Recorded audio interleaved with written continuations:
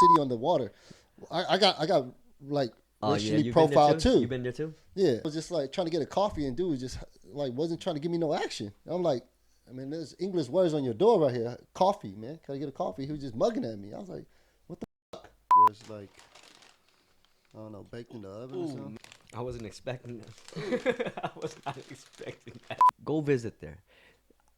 I haven't been there for like 7, 8 years, right? And you know, when I came back, they built 6, 7 new resorts, like back to back, lined up, and it's very, very impressive. And it's so sad that it's not occupied. It's like you got all this land and all these nice villas, and it's such a good rate. Like I was paying a couple $100 a night.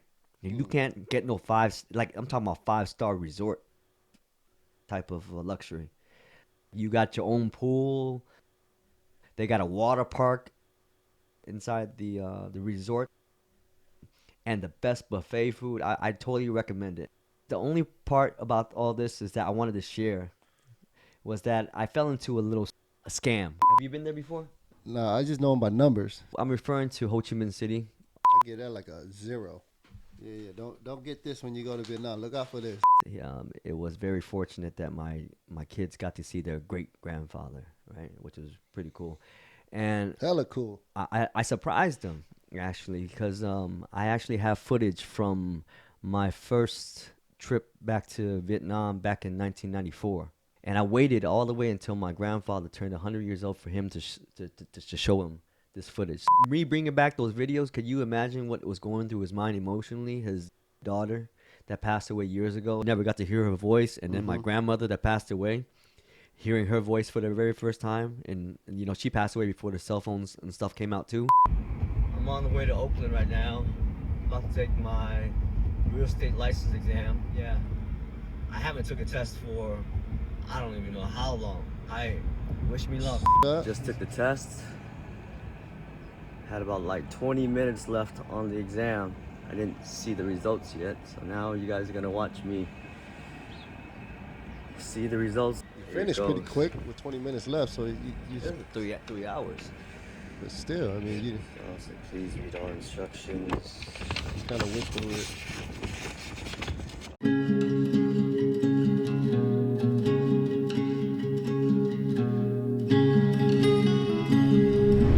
Hey everybody, welcome to the Vietnamese Coffee Shop. I'm your host, Jimmy. And I'm Carter. Welcome to episode 5, where we're talking about forgiveness. Well, Or it's been a while since we shot, so last time, so you guys have to excuse me. I'm gonna have to apologize because last time we were out on the streets and doing interviews and stuff like that, and I got caught up with a whole bunch of video editing, so I couldn't publish it. So you guys have to forgive me for that. But it's been a while, right? Since we last shot, it's been over a month now. Actually, I've been absent for quite some time. Haven't seen Carter for almost a month now. How's everything with you, Carter? shit, as good as it's gonna be. I mean, shit, I just threw on my back. Been out of work for like a week. What were you So, doing? Dealing with that. You sound like an old man. You know, as you get older, I mean, I haven't been working out like I used to. So recently, I just picked up a new hobby, playing golf. So I've been going at it kind of hard, I guess. And you threw out your back from golfing? That's what I'm thinking. I mean, I put in like a couple hours back to back, so repetitively just swinging and twisting my body. And then the third day, I just bent over to pick up something and it freaking threw on my back. So I had to lay down. I was in bed for freaking a whole week. So Did you go get that checked out? not really. I want to go get a MRI or X-ray or something just to see internally what's going on. So that's my next step. But I did lay out and just heal for a minute. I couldn't even get up out of bed. So when I was able to, I just went to go to a local chiropractor, and he kind of just rubbed it out in a sense. But So yeah, I gotta look into you enjoy it. going to chiropractor? Yeah. I mean, Do you think it works? yeah, definitely helped when he what he called it was resetting me. He just, pulled my legs out and uh, cracked my back, which would definitely help because I noticed once I threw out my back, as soon as I was able to stand, which is like after 3 days, um, my body was leaning towards one shifting to one way. So Is it your hip that you threw out, or what exactly you throw out? I don't know. It's my lower back somewhere. That's why I need to go get it to go get an X-ray or MRI or something. Hopefully, so I can get a visual of what's it looking like. But yeah, I could just tell like my body shifted one side, and I was heavily on one side when I got up.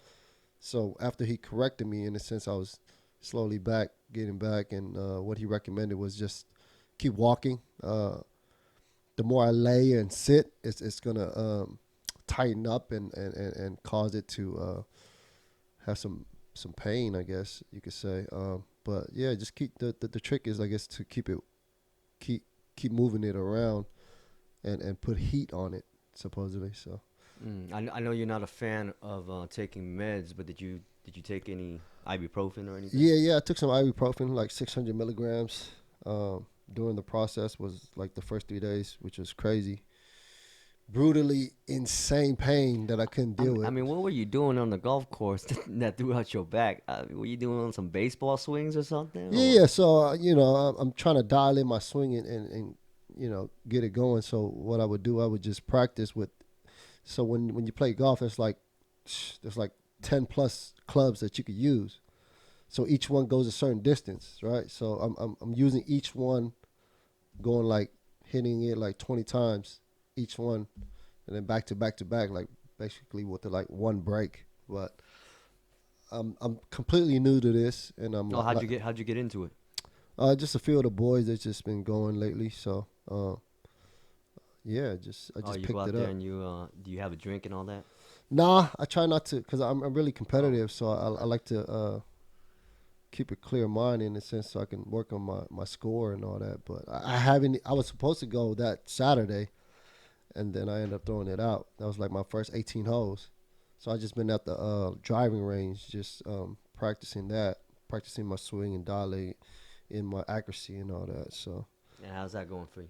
it's going great. I mean, my swing is more consistent. I've been, at Top Golf, there's certain areas you can hit where you get points. So I'm consistently hitting the points with most of the stuff. Is just, and as I'm gradually going and improving, that's the high that I'm chasing because I'm still improving, which makes me want to keep continuing on. And Yeah, then, That's that's the thing that makes you happy when you're chasing a new hobby.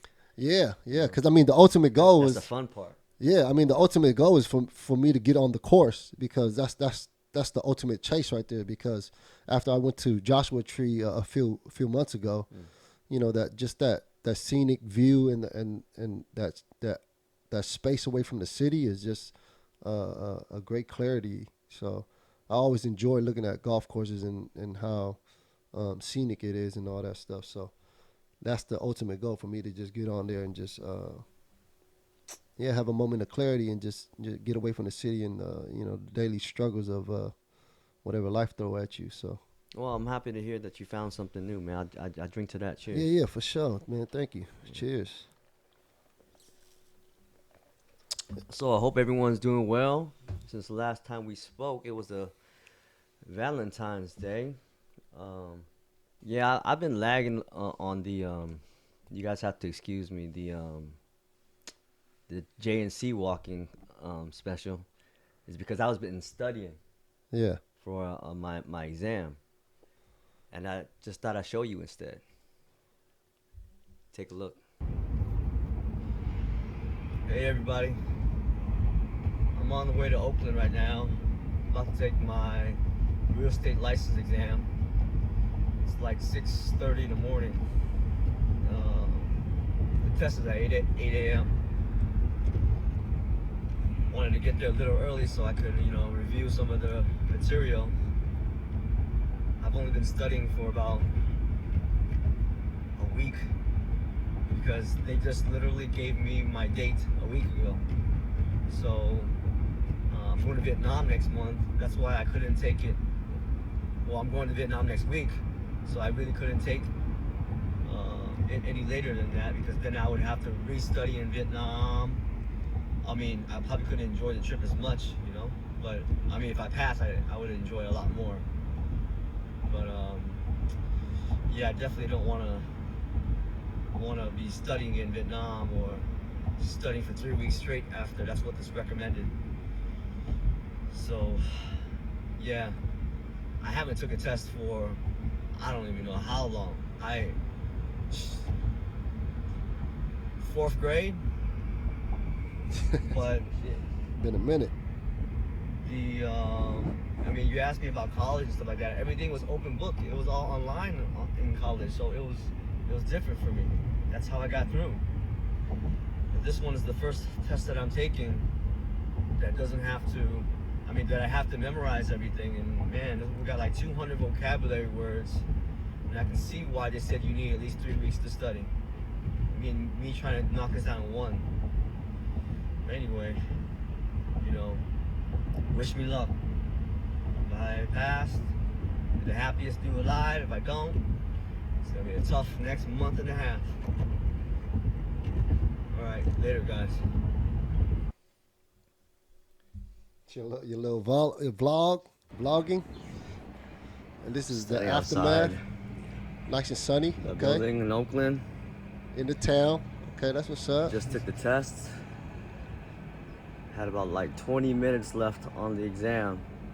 So breeze But, through it. I completed it, but I didn't see the results yet. So now you guys are gonna watch me see the results of the test. And how do I feel like I did? Borderline. Maybe I missed. I don't know. I really don't know, but You finished pretty quick with 20 minutes left, so you three hours. but still, I mean, you Also, please read all instructions. kind of went through it.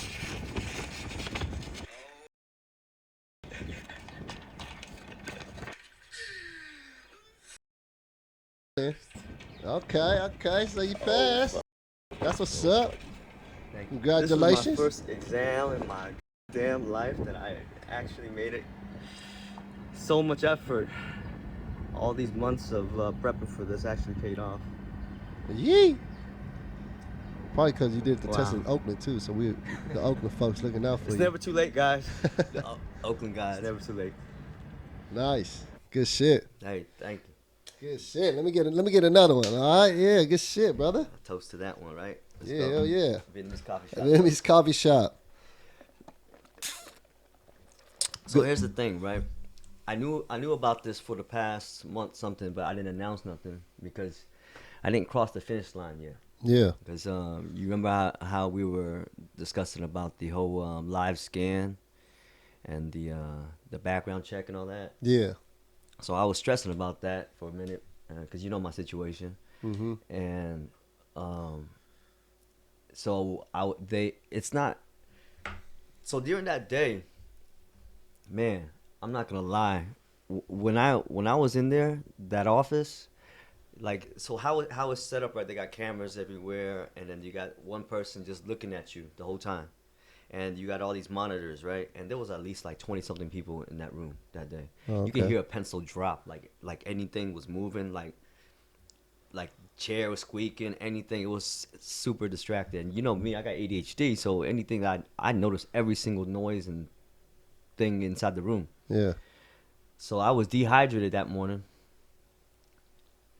I couldn't sleep. I guess I had that test anxiety, right? Where it was like 3:30 o'clock in the morning. Then guess what I ended up doing? I ended up having to smoke weed to go to sleep.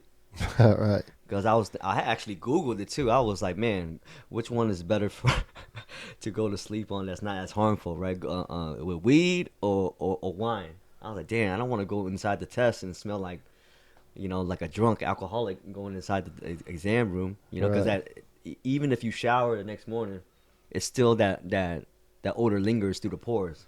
I feel like we would linger too, though. Yeah, but it was a vape pen. Oh yeah, yeah. Right? Those are Yeah, the vape pens are more Less- discreet. yeah. So, And I was thinking, damn, what if I'm high during the time of the test? That's the Yeah. worst, right? So Oh I yeah. couldn't even figure out exactly how I was gonna carry this out. And it was like 3:30 at nighttime, Yeah.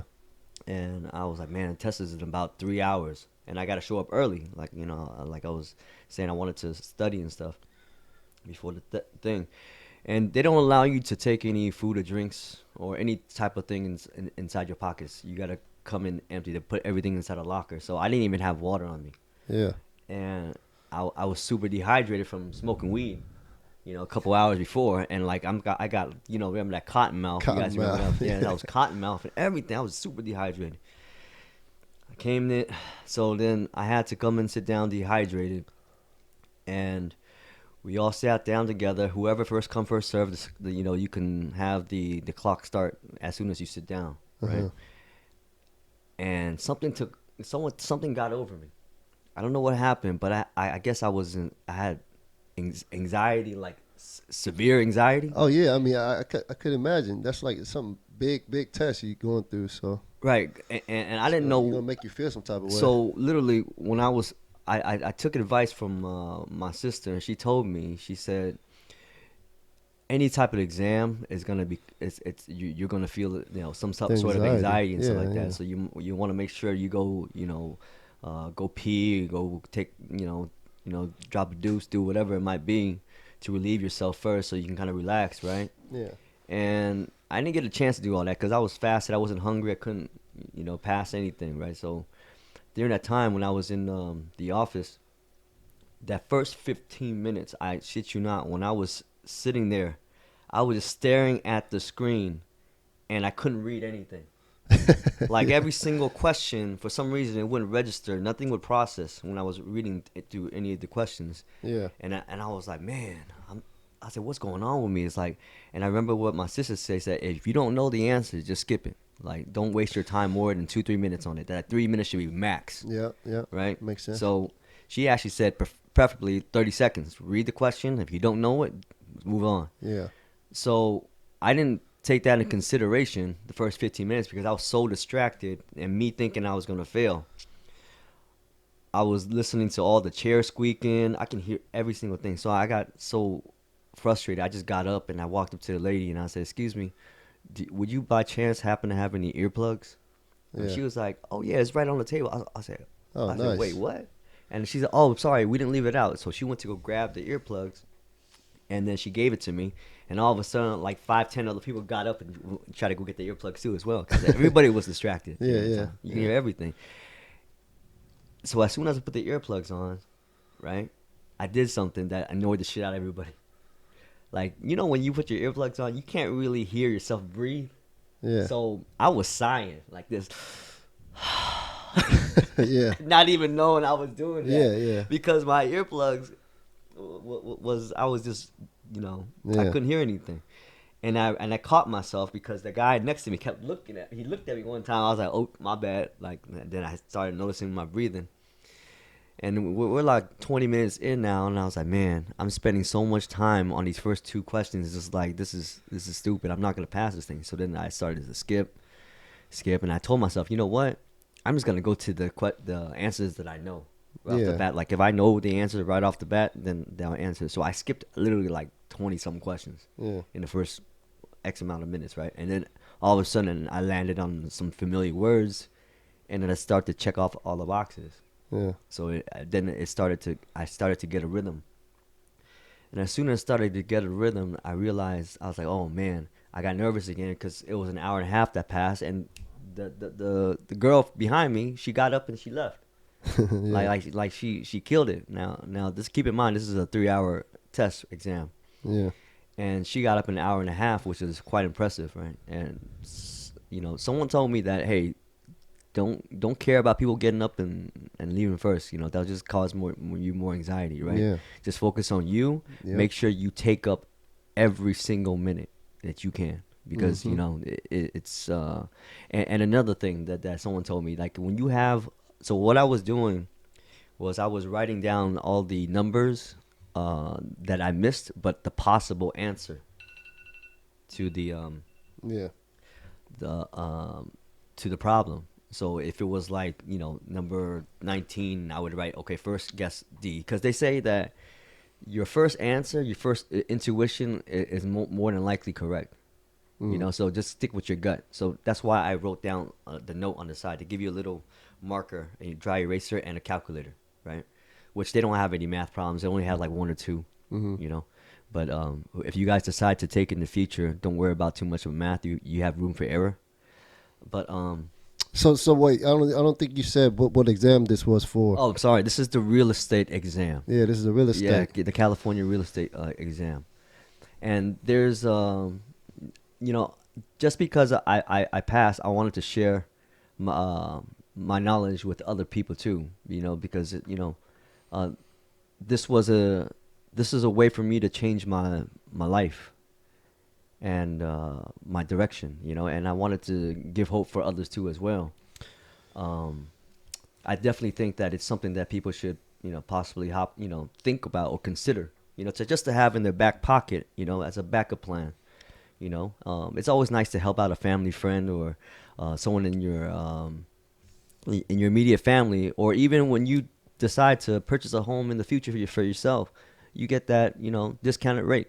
Just because you have that license. So I encourage others to get it to help your family or your peers or whomever. Yeah, your You know. community. Yeah. But yeah, so going back to the test, as soon as I realized I was like 100 questions in, I went back to the original questions, right? So I answered like about 100 questions in the first hour and a half, and Oh, then my bad. Let me go ahead. just interrupt real quick. Going back to like helping out your community and stuff like that. Yeah, Mhm. just like I just want to say because like I always thought about this. Like I always wanted to get on YouTube and just have an outlet for somebody that's like that feel like they're stuck or they're trapped, right? Mhm. So I always wanted to like expose other opportunities that you can do. And both of us wanted to get into this, and Jimmy was ahead of me a little bit. So what held me back was having a background with a felony.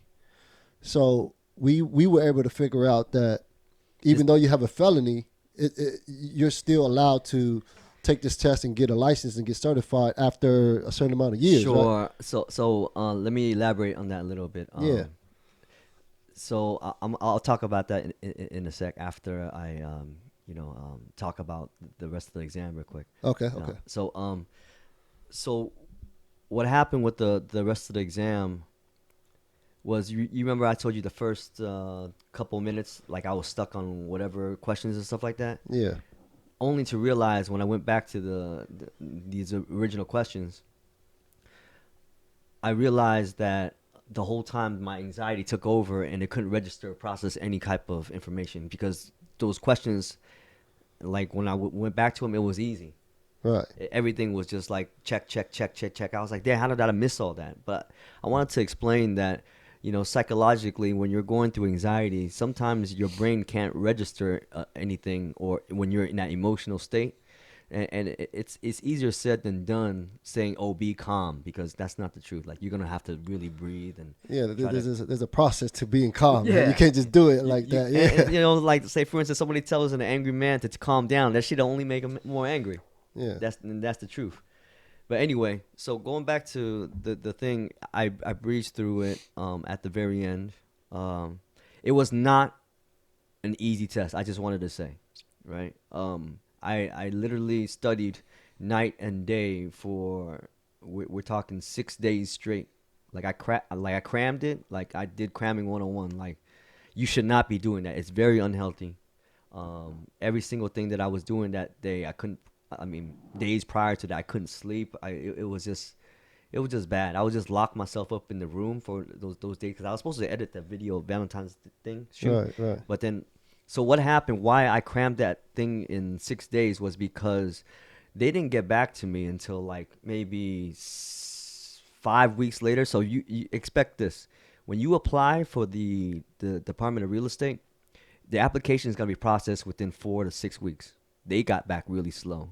So I didn't even get a chance to really think about it because it was on the end of back of my mind because I was going to Vietnam the following week.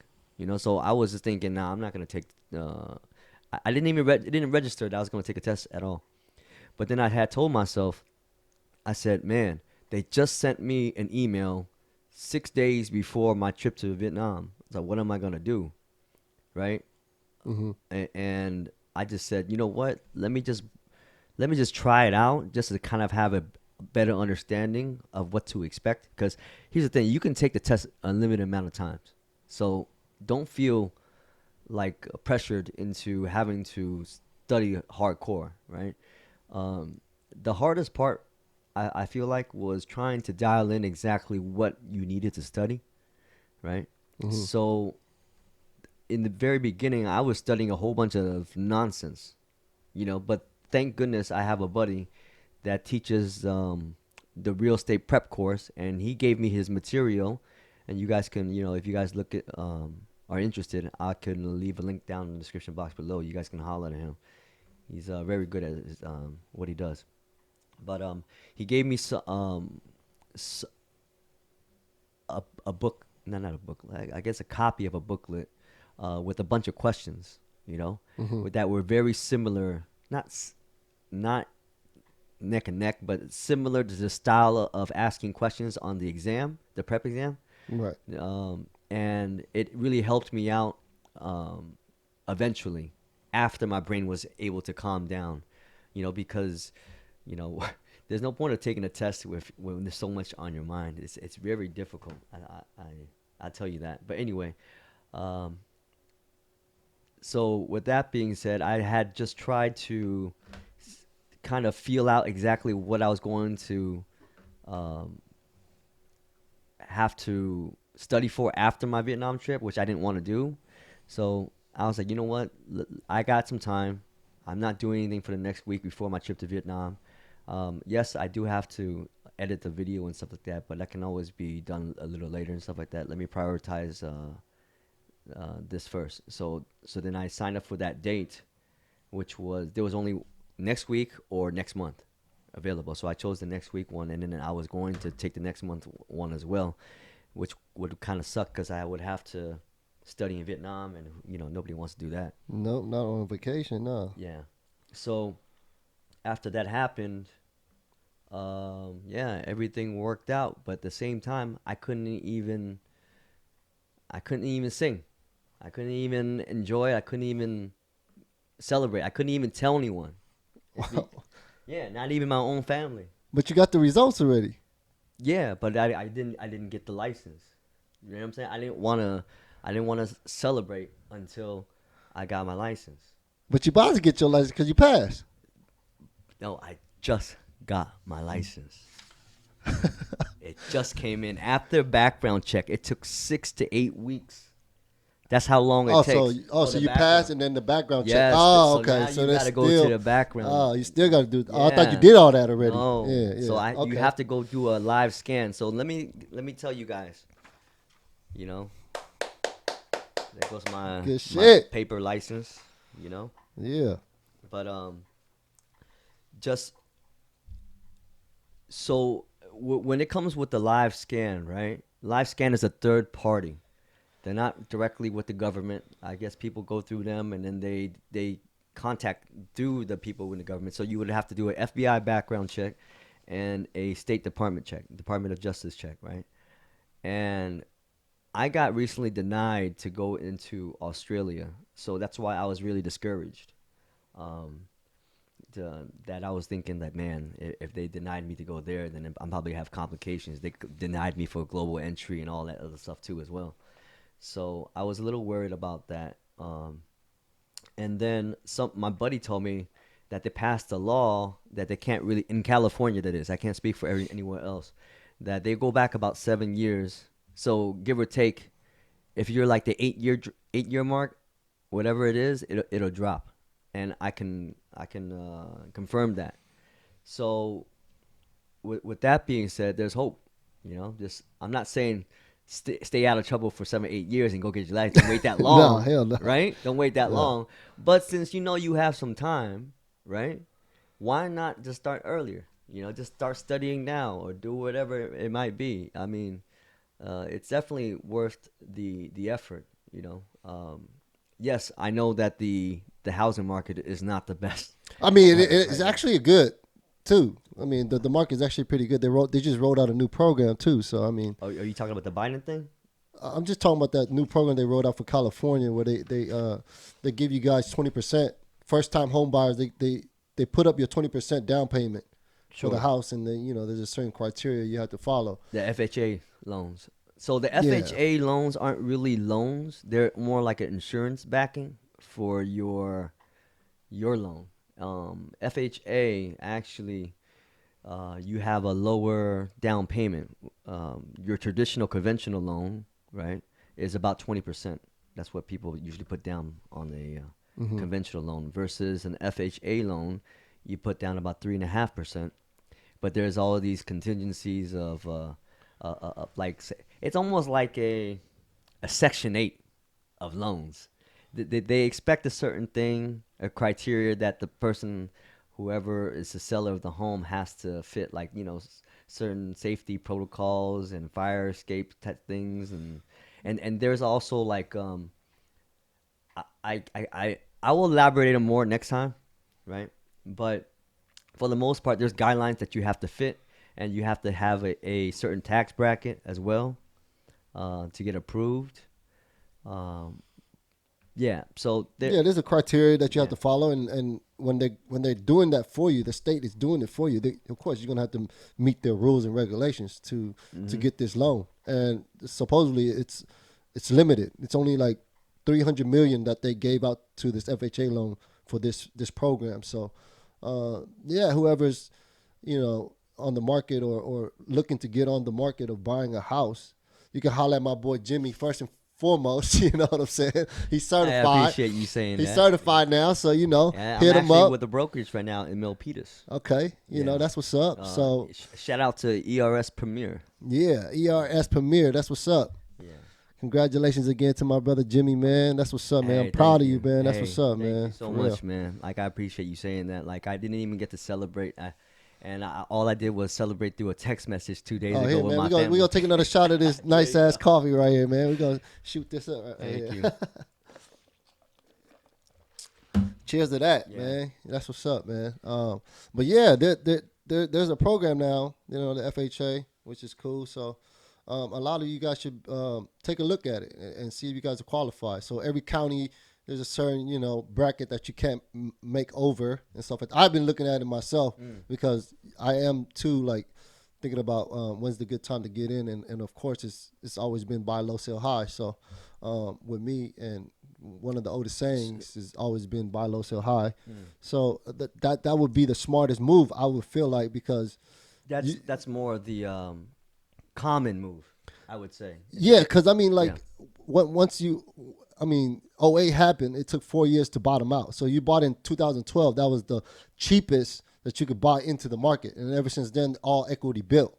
So the game plan here is for me, and for what I'm trying to share with you guys, is I feel like once you get in at the lowest, who knows what the lowest when will come, but you look at it maybe a year, two, three, maybe history repeats When you itself. say It'll the be lowest, are four. we talking about the housing prices, or are we talking about the mortgage Everything, rates? everything. So I mean, in actuality, of course, you have to weigh out Yeah. all options, and of course, the interest rate is higher now, but back in '08, it was around the same. So you have to just weigh out what you can afford and what you're what you're able to get with the amount of money that you do have. And this program is actually pretty cool in a sense where they do give you a down payment of 20%, but of course there's contingencies, there's things that come with it. So one of them, it would be that if you do sell the home, that they would take 20% that they gave you, and they will take 20% of the equity that's built on top of the home.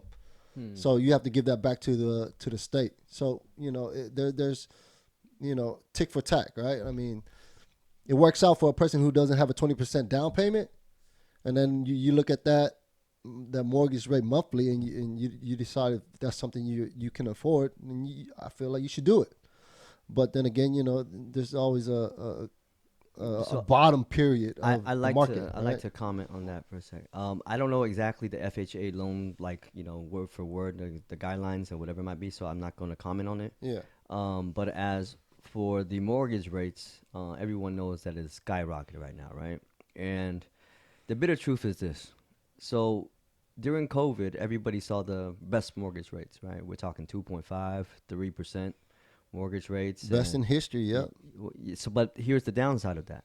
Now we have competitors. We got what, 20, 30. It's more than likely if you like a house, 99% somebody else likes the same house you like, right? And we're talking about making an offer. So how the real estate game works is that you go in and they give the highest bidder the offer that the seller has to agree to, right? And says, okay, I'll take this offer. And with that being said, we have competition. And during COVID, a lot of people were getting above asking price. Now, I'm not talking about a simple 10, 20, $50,000 above asking price. So say if a house in the Bay Area was, let's just say 800 to 900, you would have to cash out 1.2 million dollars for that house. So it was a very appealing asking price, but that's just to bait you in because, well, not necessarily bait you in. It wasn't their intentions, but you got a lot of offers and everybody's in love with that house, and that's what's going to happen. That comes with the territory. You give it to the highest bidder, which only makes sense. So with that being said, right, that's the complication of having the mortgage rate at a very low rate. Everybody's trying to buy, right? Now, Mm-hmm. now the mortgage rates are higher. We're talking 6, 7%. What you're up against is a bunch of cash buyers. So cash is king. Everybody who you got money, you got cash, you pretty much are getting at the asking price right now, right? So what is it that everyone else is waiting on right now? They're waiting on better prices and better mortgage rates. Same with, everybody's had the same mentality. So you have to be aware that this is going to happen. It's not going to be a smooth ride. Um, but everybody's going to tell you, oh, no realtor is going to tell you, or real estate agent is going to tell you that it's not a good time to buy. You know, that's the bitter truth. Now, me being a friend to everyone that's watching, I mean, the decision is yours, really. I'm not trying to sound all sales pitchy and stuff like that. It's just there's always there's always two sides that you have to, or in two ways that people are gonna approach this. If you have cash, cash out. It's a good time for you. You're pretty much gonna get with everything, anything that you want to acquire. Versus when you have that 3% down. I mean, not 3% down. Sorry, the 3% mortgage rate. Everybody else has that same rate too as well, and everyone else is lining up outdoor. In New York, there were people that are lining around, lines wrapped around the block. My buddy was telling me, he's like, it was so common during that time that during open houses, you talking about you got at least 100 people going to take a look at it. Yeah. And Yeah. over here, I've been to open houses. I've been house shopping before in the past. I've seen it with at least, you know, 20 or 30 people during that time, and it wasn't even a hot No, because they time when want I to. was looking. Yeah, they want to lock in that interest rate. That's the lowest in history. So yeah, definitely all the big wigs came out and cashed out for houses. So right now, yeah, it's a good. It's kind of good because there's not too much competition now. Yeah, that's true. Now, with that being said, right now, if you buy right now, I'm not telling you to buy right now. I'm just explaining that if you buy right now, you're more than likely to get the asking price, right? Versus when you buy at a 3%, you gotta offer 200 or $250,000 more than the thing. So you really think about, damn, I just lost $250,000 because of a mortgage rate, Yeah, yeah, right? Because it was enticing to me. So you kind of have to weigh out your options and think back and like sit at home, calculate, do a little math, and say, okay, what is it that I'm planning on doing? What's my overall end goal? Am I planning on living in this place? Because the typical person that owns a home, a property owner, lives the average about 7 years, and after that they dip out or they decide to take equity out and use equity towards a new investment or whatnot and rent out. I mean, there's plenty of different type of options, but I'm not gonna talk to you like I'm a guru. I'm just a brand new noob that's still learning. I'm a student of the game. But as soon as I start picking up more information and start learning some new things and new tricks and stuff like that, I'll be more than happy to share. But as for right now, I think I'm digressing too much. I was supposed to just talk about this for a little bit. It's all good. Yeah. But yeah, man, Please excuse me, but yeah, thank you for you know congratulating me. for sure. This is actually my first congratulations in like 20, 30 years. Like I don't even know. Yeah, man, it's good. It's a good time right now for you, man. I'm happy for I you. didn't get to walk across the stage or even my own GED. I got it up, so I didn't. No one even attended the ceremony, but you know, it was kind of like I secretly, I don't know, that feeling of working so hard and finally getting something to pay off. It's so satisfying, and I can't describe it. I wish that other people can feel the same way I felt, but I couldn't even celebrate. Like I said, just due to the fact that I was at the whim of somebody else's time, having to review my background. Yeah, man, you gotta let me take you out to dinner. You and the wife, and I'll just get the wife, and we'll go out and celebrate Yeah, like a true celebration, man. Let me buy you dinner I and the appreciate family it. Thank dinner. you. That'd be cool, man. So like life is short as we all know, man, and we gotta celebrate the wins every time we get them. You know what I'm saying? So yeah, let's do that sometime next week or something. Oh, okay, sounds good. But so I don't mean to just switch up real quick, but I needed to. I wanted to do a little special segments because I just recently came back from Vietnam, and it was definitely a different type of experience. So I've only been there as a bachelor, right? Never a father. So I went with my family. My grandfather had just turned 99. If everybody knows, uh, in Vietnam, they actually count the time in your womb too. So technically, he was 100 years old, right? Mm. So came back to the village and stuff like that. Brought my whole family, my daughters, and my wife. Got to see him and stuff like that. It was very fortunate that my kids got to see their great grandfather, right? Which was pretty cool. And Hella cool. I surprised them actually because I actually have footage from my first trip back to Vietnam back in 1994. During that time, I think my pops had just came up on some gambling thing, and yeah, after the casino, dude, first thing he did was he bought some airline tickets back to Vietnam, and then he bought a camcorder, right? And with that camcorder, we were able to get some footage of my family the first time we reunited, and I brought that footage back. I got it digitized. Before they used to have only cassettes, Hmm. and you would have to get it transferred over. I paid about a good $800 back then. This was about 15 years ago when I did this, and I waited all the way until my grandfather turned 100 years old for him to show him this footage. So with that being said, I was pretty excited to be able to show the people in Vietnam because they didn't have camera phones back then.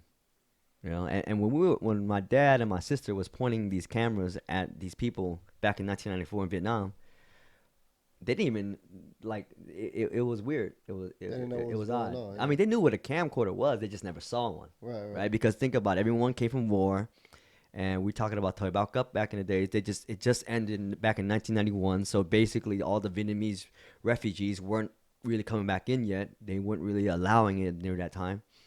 I mean, they had just opened up the gates, I believe. What's Toy Back Up? Thoi Bao Cup is that time where people were lining up.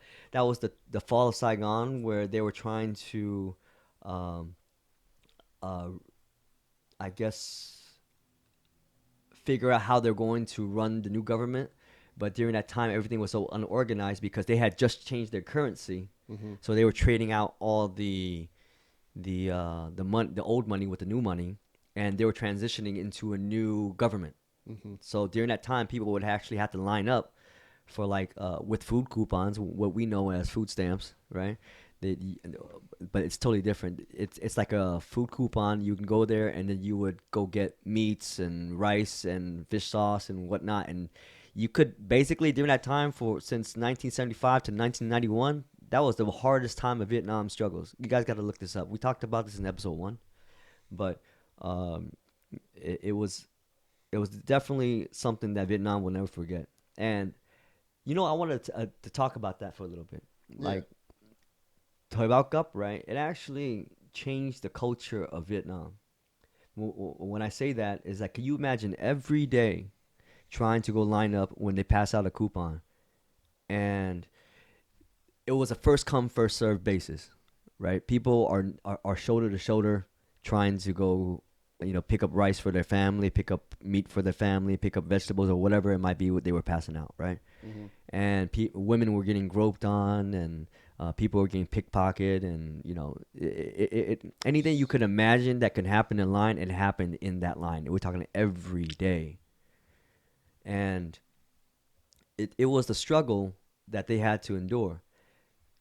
When you go back to Vietnam today, those bad habits of pushing shoulder to shoulder and lining up, they still carry that till today, and they don't look like. After I understood it, I became more understanding to a point where I wasn't annoyed, because I was very annoyed in the past because we're talking especially during COVID too, right?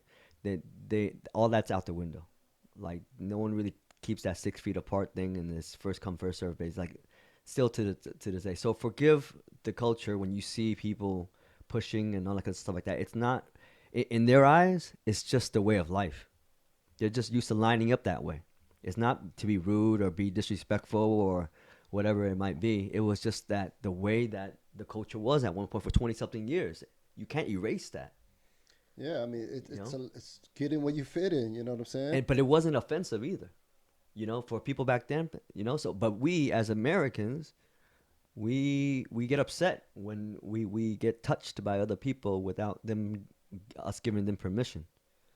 So I just wanted to point that out because it was something that I realized a lot later on in my life, that this was something that was carried on from past generations onto ours. So if you guys notice these things where people are pushing and shoving a line or whatever stuff like that, please forgive. It's not that to a point where it's worth fighting for, because we've gotten into fights in the past over this kind of stuff, and I just wanted to point that out and just yeah, No, shed light yeah, on that for a little bit. yeah. That's the way of life in Asia. I feel like in China for sure. Oh man. So I mean, Talk about people China. from China travel a lot too, right? So Mm. when they do travel to Europe or wherever they go, they give this bad persona of how they are. That's why. So every time Asians travel now, this is what this is my theory. So when we go to Europe and we travel and stuff like that, we look Chinese too. We got kind of like the same colored skin, I guess, and they automatically will judge us as Chinese people and not like us because how their way of life is totally different. There's no everything is like a mesh pool. Like there's no there's no like Very true. I've actually what you, experienced what you're talking about. yeah. So Yeah. like they're In very in in, rude in a in France. sense. Yeah. In our eyes, they're rude because they spit on the floor, they spit right in front of you, and like they jam into lines. Their lines are like jam packed, like get in where you fit in type of thing. And that's how their traffic is too. Mm. When they drive, it's exactly like that. So it's a mesh pool. So when they travel, they bring that culture with them, and everywhere else is I guess a little bit different. It's more structured, right? So then We call it civilized, but yeah. or whatever, right? Yeah. Our civilization, Yeah. right? But their civilization is that, Yeah. and they don't know any better. But that gives all the other Asian people that travel to this A bad rep. Type of thing. automatically bad rep off top until they figure out where you're from. Oh, you're Californian compared to the rest of the America. We're completely different too. So I just want to state that too. It's just like when you travel and you're Asian, that's probably why. It's because when Chinese people travel and Vietnamese people travel or whatever it may be, that's what they see. Man, I went through the You know, Beijing airport. I was so mad because they was pushing and shoving, man, I and was, and bro. literally when I was at the I was at the customs line, right, and just passing through customs, I literally had to throw out both my arms and yell, and like literally, hey, No sense of space and shit, and then private they space. finally backed up after that. After I got upset, Yeah, but now when I think about it, I'm like, man, I said we shouldn't be too upset about these type of things because we understand that there's rules and there's lines and there's lines that you shouldn't cross. But for them, it's not that big of a deal. It's, there's no it's structure, and like they don't care. Maybe it's a communist thing. I don't know. Maybe we go to Russia and see how they interact with each other and how they you know live on a no, I daily. don't But think Russia is like that. but I know Chinese people for sure in China and I guess Vietnam too. I only visited Vietnam for a little bit, so I wouldn't know as much. But yeah, man, that's my theory. Now, when you go to Europe, that's what they automatically say. I hear a bunch of stories where my friends go and they're like, they're super racist to me. I don't even know why, and that just makes sense because when I went to uh, Venetia, what was it called in Italy? the Venice Venice, or something with a Venice, V yes, on Venice, the yes. little city on the water. I got like Oh yeah, racially you've been there profiled too. too. You've been there too. Yeah. Oh nice. Yeah, I've been there with my wife. Yeah. So yeah, I was just like trying to get a coffee, and dude was just like wasn't trying to give me no action. I'm like, I mean, there's English words on your door right here. Coffee, man. Can I get a coffee? He was just mugging at me. I was like, what the fuck, you know? But then I ended up saying my little rant. I'm like, dude, it says it in English, right here. Y'all sell coffee, and he just didn't want to serve me no coffee, so I just Oh, left. so you experienced a Yeah, that was like my only time, but I did notice that, and I always hear from friends like whenever they travel to Europe and shit like that, they always get like racially mm, um, targeted, I guess, or whatever, or treated interesting. differently, and that's my theory because Chinese people travel too, and it's like when they go there, they just do as they please. There's no structure. There's no sense of common courtesy of space and shit like that. You know what I'm saying? So yeah, just keep that in mind. Like that's probably why, which makes a lot of sense to me. So I don't know. Yeah. So going back to the whole Vietnam journey that I had, right? Um, I actually wanted to shed some light on Vietnam. It's because I I myself believe that I got it all wrong.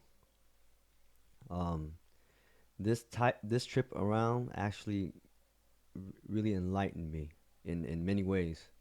It's because I realized that this time I've been back in Vietnam at least I don't even know how many times in the past 20 years, like two, 3 times a year. So you can only imagine, right? Vietnam was, and I lived there for a few months too.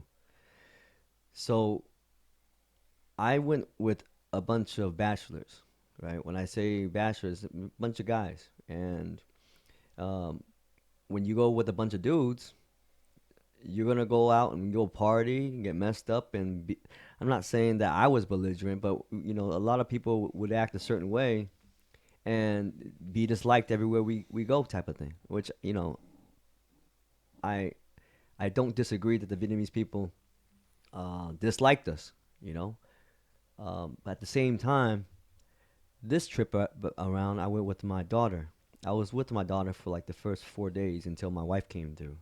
4 days later, with my other daughter, and having that first time father and daughter bonding moment in a different country and being able to see the look in her eyes um, when she saw her father's motherland, it was very, I don't know, it just made me very happy at one point. And you know what the first thing that she noticed was? She said, "Why I don't have to wear a seatbelt?" I was like, I said, That's no child seats." I said, "That's the first thing that she gonna notice," and that was a highlight of the first day. Like she didn't get to wear, she didn't have to wear a child seat and seatbelts, which I still made her wear the seatbelt, but it was just yeah. And there's no child seats laws in Vietnam. Hell no, nah. They got like Yeah, 20 kids on a scooter I mean, yeah, mobbing. you can ride a scooter with your child sitting right on top of your shoulders, So Yeah. I mean, with that being said, yeah. So I this was the first time I stayed in the district Binh Thanh. Have you been there before?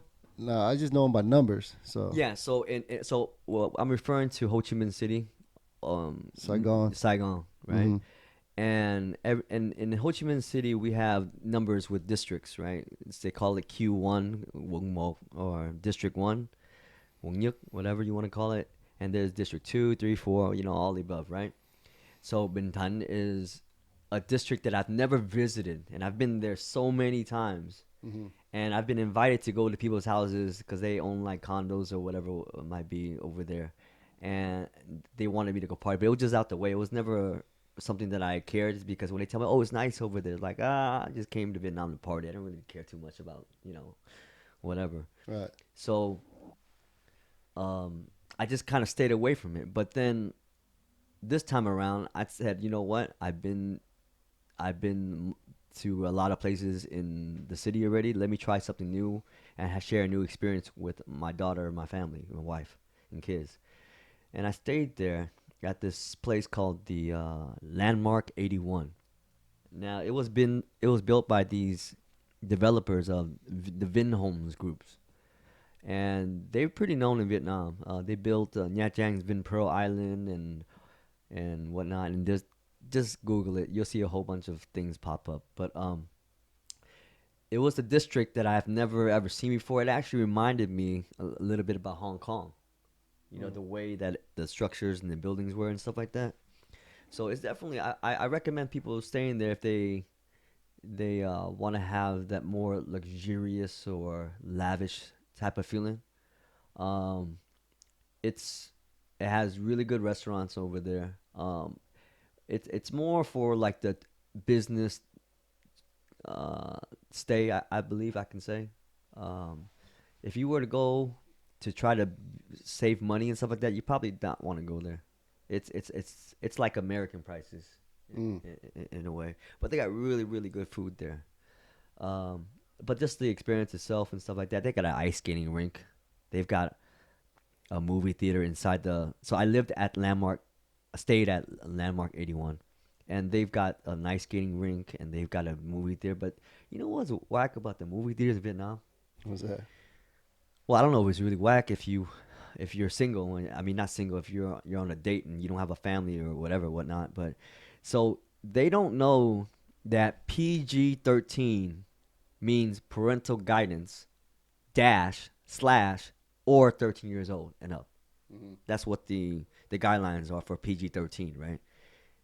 They believe that PG-13 means that you can't go in unless you're 13 years or older. Right. So I was trying to bring my daughter to a PG-13 movie, and they denied me, Yeah. and I got upset. Yeah. But I was explaining to her. I said, "Do you know what this translates to? This basically means that if you go in with a parent, then you can bring in whomever it is." He goes, "No, I can't sell you the ticket." And I was like, "Man, I'm not going to waste that extra energy." I had to tell myself, right? Because I remember a wise man named Carter told me, "Don't waste your energy and time and effort on these motherfuckers. It ain't worth it." So I had to tell myself, "Okay, you know what?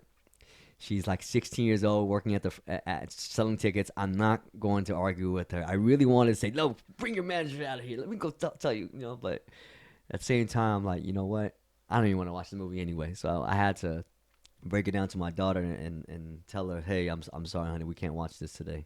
And she just had to throw a little sad fit and stuff like that. But we moved on and went ice skating and So, anyways, so. Long story short, which I'm dragging on too long about Vietnam, I went there and got to see my grandfather and stuff like that. But before I would recommend you guys going here. Okay, if you guys know where Nha Trang is, right? Go visit there. I haven't been there for like 7, 8 years, right? And I shit you not, when I came back, they built 6, 7 new resorts like back to back lined up, and it's very very impressive. And it's so sad that it's not occupied. It's like you got all this land and all these nice villas, and it's such a good rate. Like I was paying a couple $100 a night. And you Mm. can't get no five, like I'm talking about 5-star resort type of luxury. Like you got your own pool, They got a water park inside the resort type of thing. I mean, and the best buffet food. I totally recommend it. You guys look it up. Like I stayed at the Alma Resort, ALMA, but definitely worth looking into. The only part about all this is that I wanted to share was that I fell into a little a scam or no, no, no, I'm not gonna say scam, a Vietnamese scheme. Yeah, Okay. a little gray area. Yeah. So Vietnamese people in Vietnam, they actually get local prices. So if they were to go book these hotels, they would get a different rate versus a a Taurus. yeah, a tourist or a different passport, whatnot, right? That with that being said, they they either could have, well, that's a scenario. So what they did was these guys Airbnb'd my stay over at that resort. And I was looking it up. I was like, yo, this is a really good rate. I said, dude, we gotta hop on this, right? I didn't think anything much of it, but until I came in, that's when we were having problems. I tried to check into the resort, and they told me that my room was under somebody else's name. So I was confused. I was like, wait, what's going on? And this was not disclosed to me by the person on Airbnb at all. So they just told me to go to the hotel lobby, and that was it. There was no communication, which why the whole thing stirred up a lot of drama, later on. So just to let you know, my brother came along with me. He booked another room next alongside with me. So we had two villas next to each other. And he touched down first, and I came in later on that evening because my flight got delayed, right?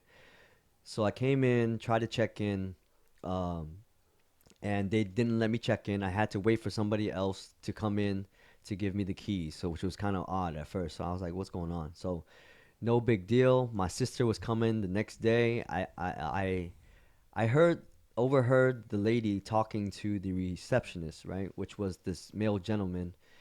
He had said, "Oh, who's the name under the account?" And I said, "I am." And he goes, "No, your name is not under the account." He said, "Can you call the person that gave you this booking?"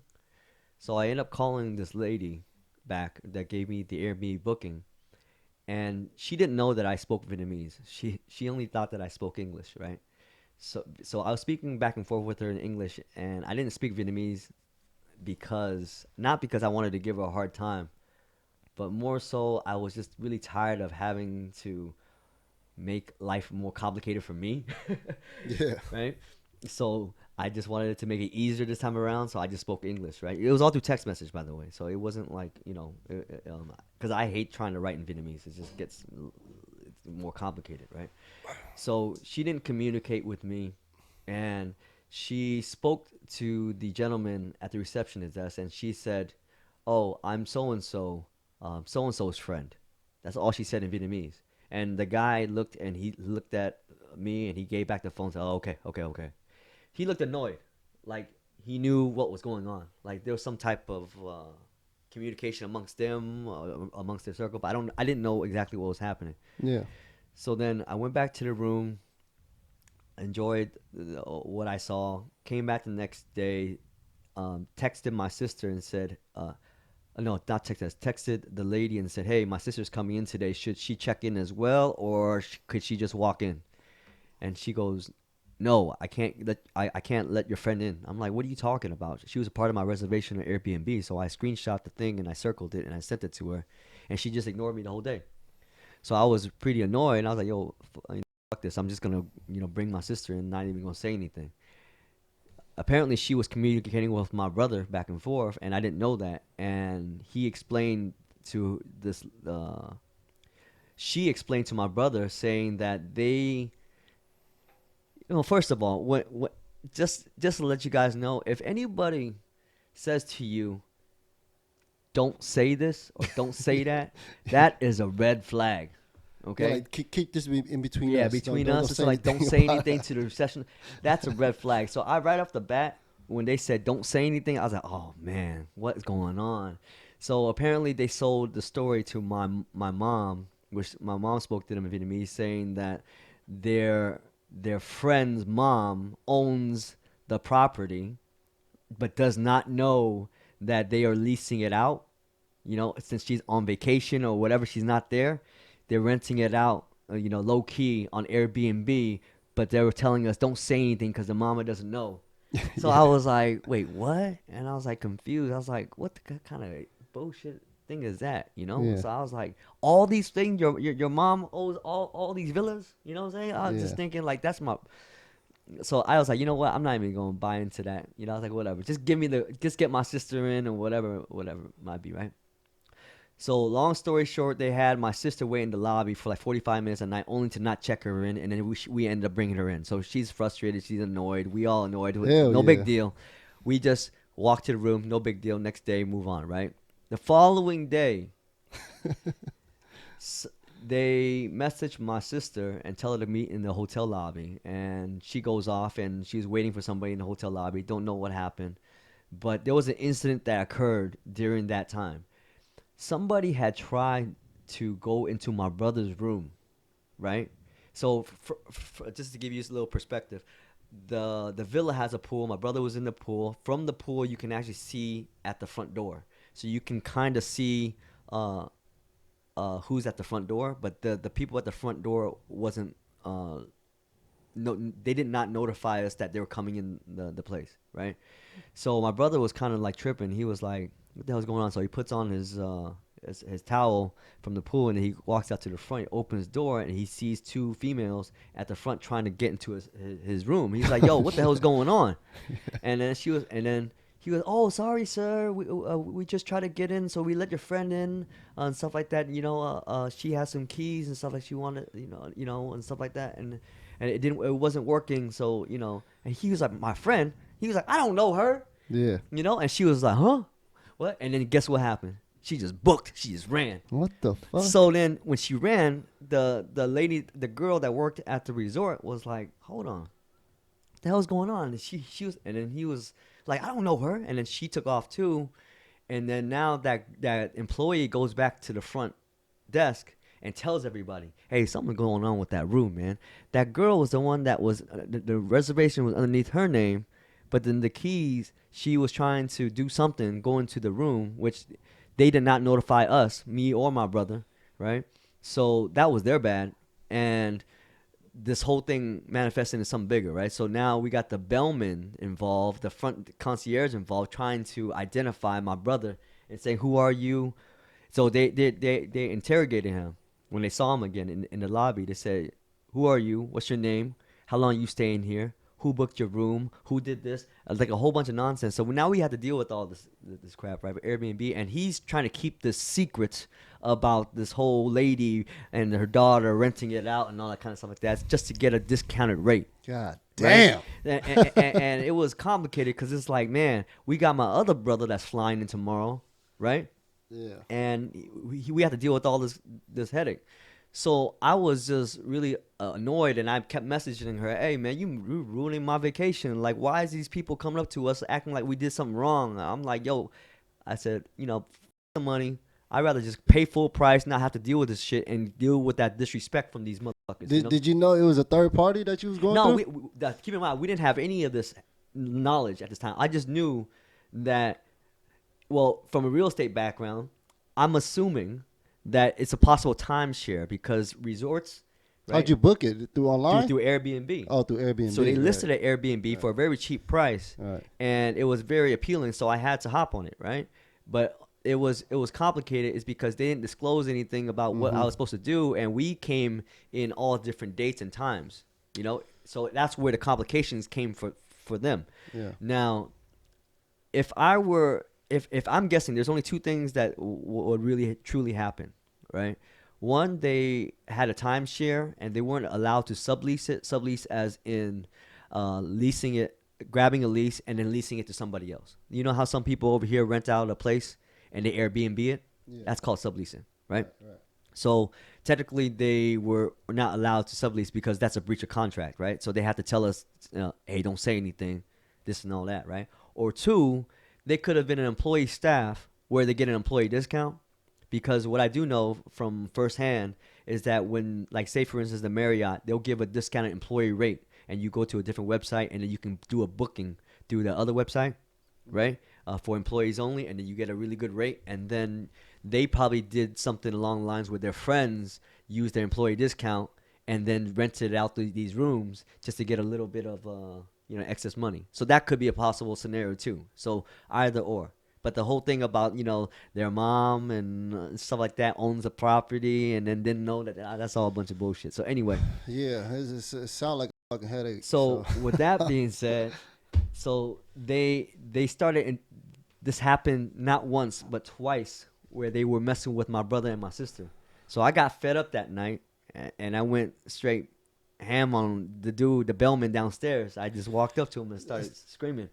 Man, this is the thing. I saw this little clip before. Like, as you get older, when it comes with the age, we say fuck all that shit, and you go straight to the company. Right. So now, instead of doing all that, you should have just gave all that to Airbnb. That was a part of my. Once you focus all that to Airbnb, they will reimburse you, because you do that with them. It's kind of like you're getting shit out of it for sure. So here's the thing, right? So that was a part of an option that I had. Okay, one, I was gonna play along, which I wasn't going to. I wasn't going to play along. Man, I was actually time for that bullshit. Yeah, I wasn't man. even gonna play along. I was gonna pay full stroke, talk to the management, tell, hey, yo, these motherfuckers was, I'm saying, doing whatever they were doing. Like, I don't want none part of this. But your employees over here are disrespectful. Mm-hmm. You know what I'm saying? Like, they shouldn't be talking to us like that. Yeah. So the bellman was, interrogating my brother and my sister and stuff like that, and putting them on blast and stuff like that, which publicly embarrassed them. So I got pissed off. So I went back that night. So I saw this woman that was supposed to check in my sister, right? So she's the person underneath the name of the room. Yeah. I spoke to her. I said, hey, man, that there's a guy over there that's basically interrogating my family. That's not cool. Like, you guys got to do something about it. She goes, what? You got whatever, stuff like that. Now, she's speaking in the North dialect, by the way. So she's from the North. And they can have a harsh, tone when they're speaking to people when they're upset, right? Mm-hmm.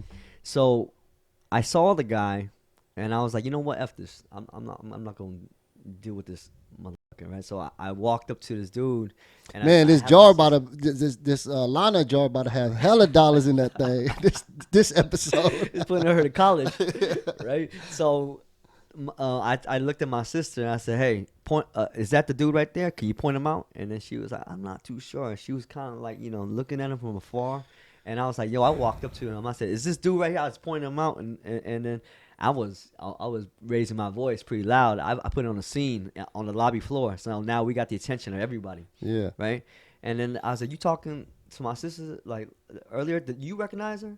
Do you recognize her? Have you seen her before? Were you talking to her this afternoon? Yeah. Was that you? Yeah. And then he was like, no, sir, go to reception. I was like, no, what's your name? You know what I mean? And here's the thing, ladies and gentlemen. When you guys want to get somebody in trouble, first thing you want to do is you want to ask for the name. As soon as you ask for the name, they're going to think twice before the second thing that comes out of their mouth. Yeah. You know what I'm saying? Because there's consequences when you ask for someone's name. So use that to your liking. So I was asking for his name. He wouldn't disclose it. And as soon as he was trying to walk me over to the reception desk, he thought he was going to get me in trouble. Right? He was like, no, go through his, like whatever and stuff like that. Like he thought that get you in trouble because he thought that we were all in the whole scheme together. Oh, right. So then he didn't know that I spoke Vietnamese, and then I spoke to the lady in Vietnamese, and I said, Auntie, that's the guy over there that was harassing me and our family earlier today. That's the guy, right? All in Vietnamese, and he was shocked. He was like, oh crap. Like, they're a family. And she was like, you messing with my nephews? Huh? Is that you? You're asking my nephews all these questions and stuff like that? So I was just kind of laughing it off. And I was like, oh, now that's what you get. So now I just dipped out. But I wasn't going to play along. But just to see that look on that guy's face that day was priceless. Like, I was like, so to follow up, the very next day, I saw him. He turned his face. He looked away. He didn't even, he was like being very nice, you can say. He's the guy that actually gets you the golf cart so they can golf cart you back into the room. That's how big the resort is. You don't walk around over there. People have designated areas that people pick you up.